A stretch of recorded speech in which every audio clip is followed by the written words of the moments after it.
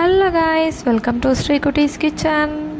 இன்றைக்கி நம்ம பார்க்க போகிற ரெசிபி என்னென்னா ப்ரான் பிரியாணி. ஒரு ஈஸியான ஹோம் ஸ்டைல் ப்ரான் பிரியாணி எப்படி பண்ணுறதுன்னு நம்ம பார்க்கலாம். அதுக்கு ஃபஸ்ட் நம்ம ஒரு கப் பாஸ்மதி அரிசியை 30 மினிட்ஸ் சோக் பண்ணி வச்சுக்கணும். சோக் பண்ணி வச்சுட்டு கொஞ்சமாக ப்ரான்ஸ், நமக்கு எவ்வளோ ப்ரான் தேவையோ அவ்வளோ மட்டும் ஒரு பவுலில் எடுத்து வச்சுக்கலாம். அதுக்கப்புறம் ஆனியன், டொமேட்டோவை சின்ன சின்னதாக நறுக்கி வச்சுக்கலாம். Plus coriander, mint, prawns, bay leaf, star anise, cardamom இதெல்லாம் எடுத்து வச்சுக்கலாம். இப்போ கேஸ் ஆன் பண்ணி நம்மளோட குக்கர் அதில் வச்சுக்கலாம். குக்கர் நல்லாவே சூடான அப்புறமா கொஞ்சமாக கோகோனட் ஆயில் ஆட் பண்ணிக்கலாம். கோகோனட் ஆயில் ஆட் பண்ணிவிட்டு கொஞ்சமாக கீ ஆட் பண்ணிக்கலாம். சில பேருக்கு கோகோனட் ஆயிலோட டேஸ்ட் பிடிக்காது. அப்படிப்பட்டவங்க அவங்க வீட்டில் என்ன எண்ணெய் யூஸ் பண்ணுறாங்களோ அதை யூஸ் பண்ணிக்கலாம். இப்போ நம்ம எண்ணெய் நல்லா காஞ்சதும் கொஞ்சம் பே லீஃப், நம்ம எடுத்து வச்சுருக்க ஸ்டார் அனீஸ், கார்டமம் இதெல்லாம் அதில் ஆட் பண்ணிக்கலாம். ஆக்சுவலி இந்த ப்ரான் பிரியாணி வந்துட்டு என்னோடய மோஸ்ட் ஃபேவரட்டான ரெசிபி. இது நம்ம ஈஸியாக வீட்டில் யாருமே இல்லாதப்போ கூட செஞ்சு சாப்பிடலாம். ரொம்ப சூப்பரான ரெசிபியும் கூட. கண்டிப்பாக எல்லோரும் ட்ரை பண்ணி பார்த்துட்டு எப்படி இருந்துச்சுன்னு கமெண்டில் கண்டிப்பாக மென்ஷன் பண்ணுங்கள். இப்போ நம்ம கட் பண்ணி வச்சுருக்க ஆனியன்ஸை அதில் போட்டுடலாம். ஆனியன் போட்டதும் லைட்டாக உப்பு சேர்த்துக்கோங்க, அப்படின்னா ஆனியன் சீக்கிரமாக வதங்கிடும்.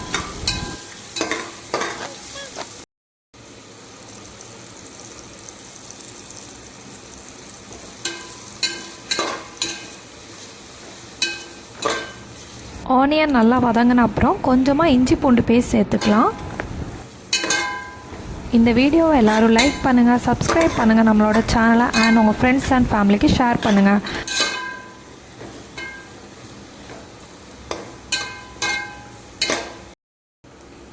வெங்காயம் நல்லா வதங்கினதும் இந்த ஸ்டேஜில் நம்ம கொஞ்சமாக கொத்தமல்லி சேர்த்துக்கலாம். அதுக்கப்புறம் கொஞ்சமாக நம்ம கட் பண்ணி வச்சுருக்க தக்காளியும் சேர்த்துக்கலாம்.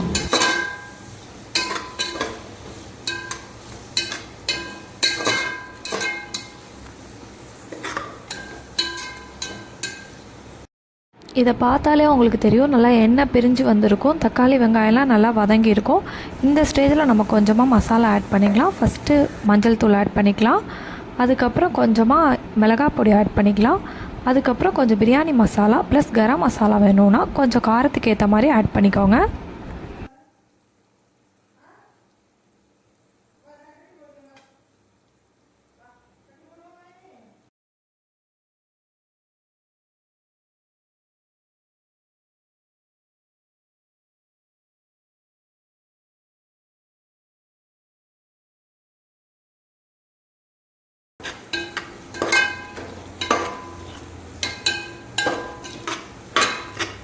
வெங்காயம், தக்காளி எல்லாமே நல்லா வசங்கி வந்த அப்புறமா இப்போ நம்ம க்ளீன் பண்ணி வச்சுருக்க ப்ரான்ஸ் ஆட் பண்ணலாம். ப்ரான்ஸ் ஆட் பண்ணதும் தண்ணி ஆட் பண்ண வேணாம். ஆக்சுவலி ப்ரான்ஸ்லேருந்தே கொஞ்சம் தண்ணி வரும், அதுவே அது குக்காக தேவையான தண்ணியாக இருக்கும். இப்போ பாருங்கள், நம்மளோட ப்ரான்ஸ் நல்லா குக்காக இருக்கும். இந்த மாதிரி எடுத்து பார்க்குறப்பவே நமக்கு தெரியும். நல்லா குக்கான அப்புறமா நம்ம இதில் கொஞ்சம் கொத்தமல்லி ஆட் பண்ணிக்கலாம். அண்ட் மின்ட்டும் சேர்த்து ஆட் பண்ணிக்கலாம். நல்லா ஃப்ளேவர் கொடுக்கும் இது நம்மளோட பிரியாணிக்கு.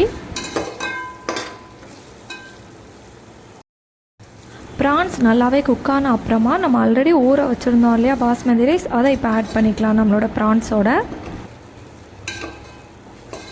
இந்த வீடியோவோட மாஸ்டர் பீஸே இந்த இடம்னு சொல்லலாம். பிகாஸ் நம்ம குக்கரில் வைக்கிறோம், பட் வித்தவுட் ப்ரெஷர் நம்ம எப்படி ப்ரான் பிரியாணி பண்ணுறதுன்னு எண்ணி தான் பார்க்க போகிறோம். நம்ம ஆல்ரெடி ஒரு பேனில் கொஞ்சம் தண்ணி சூடு பண்ணிக்கலாம். 1 கப் அரிசிக்கு 3 கப் சுடு தண்ணி ஊற்றிடலாம்.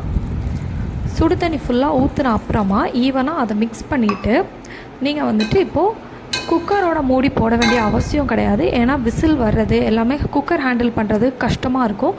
ஸோ இப்போ நார்மலான ஒரு லிட் போட்டு மூடி வச்சுருங்க.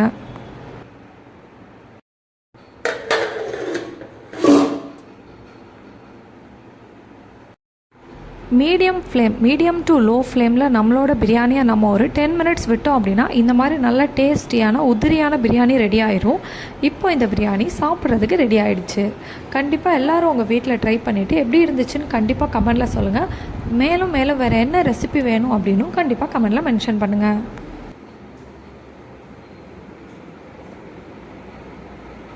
எல்லோரும் கண்டிப்பாக ஸ்ரீ குட்டீஸ் கிச்சனை சப்ஸ்கிரைப் பண்ணுங்கள், லைக் பண்ணுங்கள் அண்ட் ஷேர் பண்ணுங்கள்.